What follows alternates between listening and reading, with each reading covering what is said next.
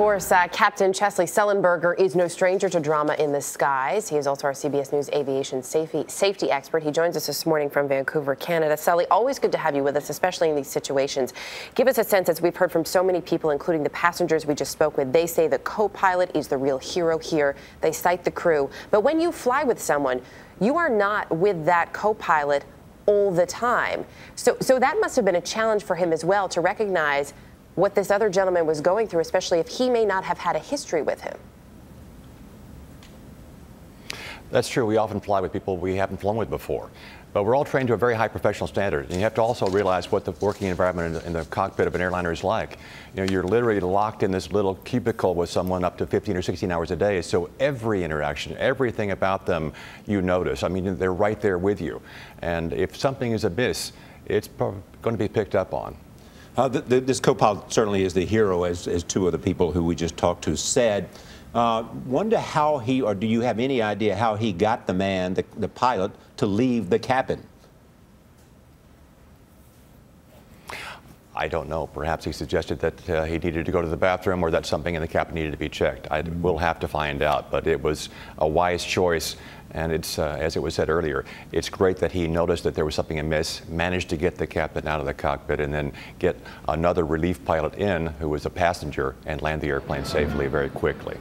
Will this change anything about how people go about dealing with this kind of emergency? Sully? Well, this is a really extraordinarily rare sort of a thing. In fact, in my entire airline career, I don't remember ever hearing about anything even remotely like this.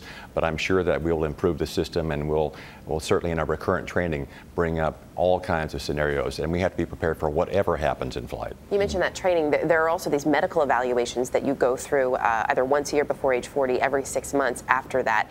What do they look for? And is there anything that you've learned so far in what we know this morning that maybe one of those evaluations could have in any way missed? Well, you know, I think the medical science is that it's very difficult to know with certainty whether an individual is going to have any kind of incapacitation at any particular age. We certainly check their history and their health in general terms. But we have lots of things in place to help prevent this. Again, we have the Pilots Union that has professional standards committees. They're peers. They're trained to deal with anything out of the ordinary. The company itself has procedures, and of course the FAA is able to come in at any time and require someone to demonstrate their competence. So there are a lot of procedures in place, and this is just an extraordinarily rare event. What's really important to note is that this first officer obviously was experienced and qualified to handle the airplane by himself, and we need to make sure that's always the case. Right now, the FAA is about to publish in the next several months new minimum flight requirements for first officers, and it's important that they not be watered down. Right now, the minimum for an airline pilot is as little as 250 hours, unbelievably low, and we're trying to get it up to at least 1,500 hours, but there's industry pressure to water it down. It ought to be said, Sully, that this is one more time in which, as it was with you, in which a pilot or a co-pilot knew what to do in a difficult circumstance, and that says something about the training of the people who are flying for us today. So thank you very much. You're welcome, Charlie.